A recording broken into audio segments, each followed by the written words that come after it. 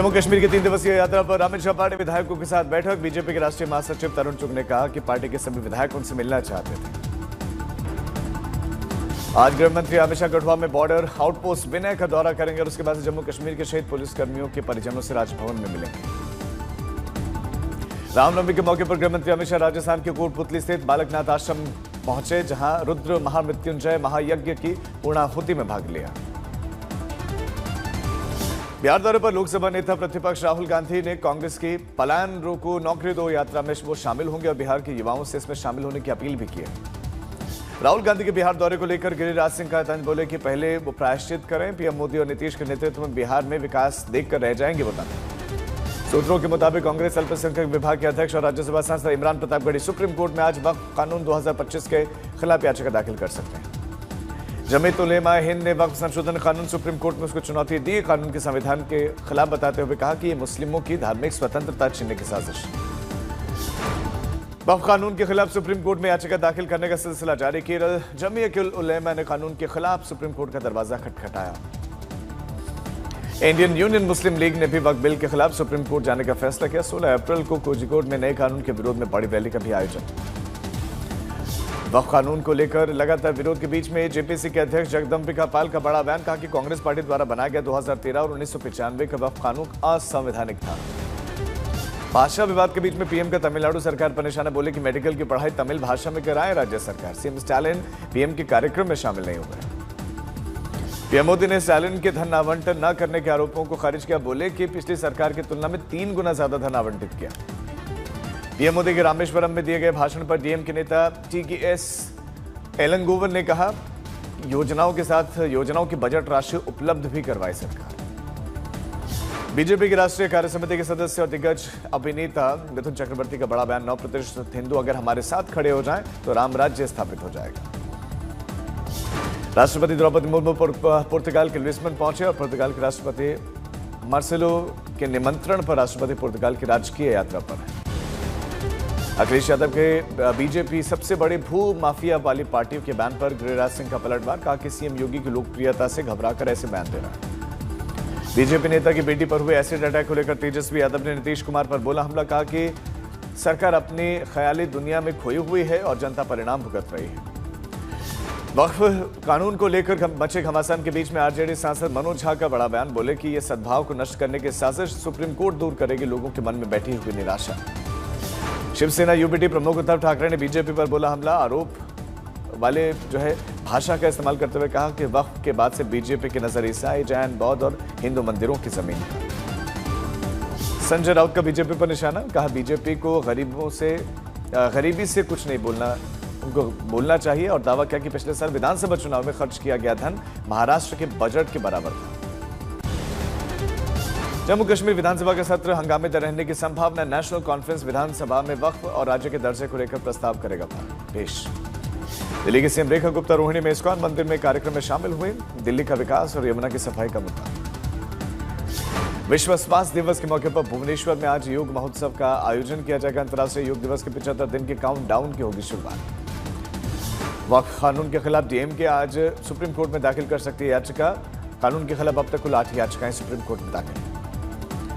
Delhi Howrah root पर आने वाले दिनों में 160 किलोमीटर प्रति घंटे की स्पीड से दौड़ेगी ट्रेनें। सफर होगा आसान। डीडीयू से धनबाद तक स्पीडी ट्रायल सफल। इंदिरा गांधी अंतर्राष्ट्रीय हवाई अड्डे में मई से शुरू होगा फुल बॉडी स्कैनर ट्रायल। आधुनिक तकनीक के साथ सुरक्षा व्यवस्था होगी दुरुस्त। 3 से 4 महीनों तक ट्रायल चलेगा। कर्नाटक में बीजेपी महंगाई और सरकारी ठेकों में अल्पसंख्यकों 4% आरक्षण के खिलाफ आज से शुरू करेगी विरोध। 16 दिनों तक 4 चरण में आंदोलन। किसान नेता जगजीत सिंह डल्लेवाल 131 दिनों के बाद आमरण अनशन किया खत्म। केंद्र से बातचीत में भी लेंगे भाग। केंद्रीय मंत्री शिवराज सिंह चौहान ने अपील की थी। सुरक्षा बलों ने कुपवाड़ा में तलाशी अभियान के दौरान बड़ी मात्रा में हथियार गोला बारूद बरामद किया और पाकिस्तान निर्मित दवाइयां भी जब्त। हरिद्वार में एक केमिकल फैक्ट्री में अचानक लाखों का नुकसान हुआ। आग लगी, हादसे में कोई जनहानि नहीं। मध्य प्रदेश में अप्रैल में गर्मी ने दिखाया प्रचंड रूप। कई जगहों पर पारा 40 डिग्री के पार। रतलाम में सबसे ज्यादा 42.6 डिग्री टेम्परेचर। झारखंड के चाईबासा में नक्सलियों के विरुद्ध सर्च ऑपरेशन के दौरान सुरक्षा बलों को कामयाबी। नक्सलियों के 3 बंकर नष्ट। आईईडी समेत कई सामान जब्त। महाराष्ट्र में 11 दिवसीय यात्रा में पंडित धीरेन्द्र शास्त्री ने मुंबई पुलिस के साथ में क्रिकेट भी खेला। 5 से 11 अप्रैल तक श्रीमद् भागवत कथा का वाचन करेंगे। कोलकाता में रामनवमी जुलूस पर हमले का बीजेपी का दावा। बीजेपी सांसद सुकांत मजूमदार बोले कि बंगाली हिंदुओं की दहाड़ से डरी ममता बनर्जी। वक्फ कानून के खिलाफ जेएनयू में प्रदर्शन। आरजेडी, एनएसयूआई और वामपंथी छात्र संगठनों ने प्रतियां जलाकर नाराजगी व्यक्त की। एमपी के सुल्तानपुर में मुस्लिम समुदाय के लोगों ने वक्फ का समर्थन कर दिया है। केंद्रीय मंत्री शिवराज सिंह चौहान पर फूल बरसाकर धन्यवाद भी दिया। प्रयागराज में काजी मियां के मजार पर गेट पर शोभा यात्रा के दौरान लोगों ने भगवा झंडा लहरा दिया। जय श्री राम के नारे लगाए। प्रयागराज में मजार के गेट पर भगवा झंडा लहराने पर सियासी संग्राम कांग्रेस सांसद इमरान प्रतापगढ़ी ने सीएम योगी पर कसा तंज। प्रशासन पर सवाल। मौसम विभाग के मुताबिक दिल्ली में अगले 3 दिन मौसम गर्म रहेगा। तापमान बढ़ने का अनुमान। 42 डिग्री तक पहुंच सकता है तापमान। हीट वेव का दिल्ली के पांडव नगर इलाके में संजय लेक फॉरेस्ट में अचानक लगी भीषण आग। आग की लपटें उठती हुई दिखाई दी। नागपुर में भीषण सड़क हादसा। ट्रक और कार की भिड़ंत में एक शख्स की मौत, 3 घायल। बीजेपी सांसद नारायण राणे ने उद्धव ठाकरे और संजय राउत पर बोला हमला। अगले चुनाव में उनकी पार्टी रहेगी नहीं। पूरे देश में रामनवमी का उत्सव धूमधाम से मनाया गया। कई शहरों में निकली शांतिपूर्ण शोभा यात्रा। रामनवमी के अवसर पर 2,51,000 दियों से जगमग अयोध्या। श्रद्धालुओं ने भक्तिभाव के साथ दीप जलाकर भगवान का स्वागत किया। नीतीश कुमार रामनवमी के मौके पर रामलला की भक्ति में लीन दिखाई दिए। शोभा यात्रा में शामिल हुए। राम भजनों पर झूमते दिखे। रामनवमी के मौके पर संभल में जामा मस्जिद के सामने सत्यव्रत पुलिस चौकी का भव्य उद्घाटन। सत्यव्रत पुलिस चौकी में 100 दिनों में बनकर तैयार। रामेश्वरम में हाईटेक पंप ब्रिज का रात्रि में दिखा शानदार नजारा। शानदार लाइटिंग की गई। नागपुर में पुंडरेश्वरी राम मंदिर में श्रद्धालुओं का जमावड़ा। भगवान राम का आशीर्वाद लेने पहुंचे लोग। रायगढ़ में भगवान राम की 30 फीट ऊंची प्रतिमा का अनावरण किया गया। समारोह में बड़ी संख्या में श्रद्धालु पहुंचे। ओडिशा के संबलपुर में रामनवमी के मौके पर शोभा यात्रा निकली। धर्मेंद्र प्रधान भी शामिल हुए। राजकोट में रामनवमी की शोभा यात्रा में मुस्लिमों ने स्वागत किया। वक्फ का विरोध किया लेकिन शोभा यात्रा का स्वागत किया। बेतिया में उधारी डीजल को लेकर 2 पक्षों में पत्थरबाजी वीडियो सामने आया। पुणे में लकड़ी के घर में लगी आग, तस्वीरें सामने आई। दिल्ली के शाहीन बाग इलाके में भीषण आग। आसमान में आग की लपटें उठती दिखाई दी।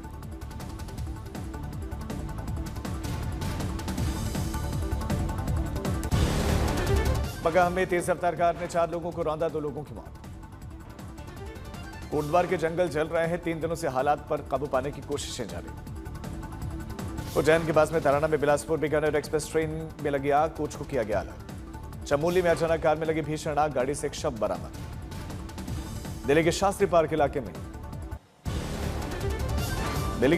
इलाके में मालखाने में लगी आग। फायर सर्विस की टीम ने आग पर काबू पाया।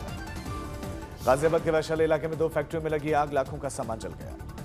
अरावली में भगवान शामलिया की 4.25 करोड़ रुपए की स्वर्ण मुकुट उनको चढ़ाया गया है। जर्मनी की सड़कों पर चेरी ब्लॉसम के फूलों की रंगत नजर आई। 10 दिन की पदयात्रा करके अनंत अंबानी भगवान द्वारकाधीश के दिव्य दर्शन किए। भाव विभोर हुए। रामनवमी पर कपिल शर्मा ने फैंस को तोहफा दिया। नई फिल्म का पोस्टर जारी किया। बंगाल की मानसी घोष बनी। इंडियन आइडल 15 की विनर ट्रॉफी के साथ 25 लाख रुपए का और नई कार का इनाम।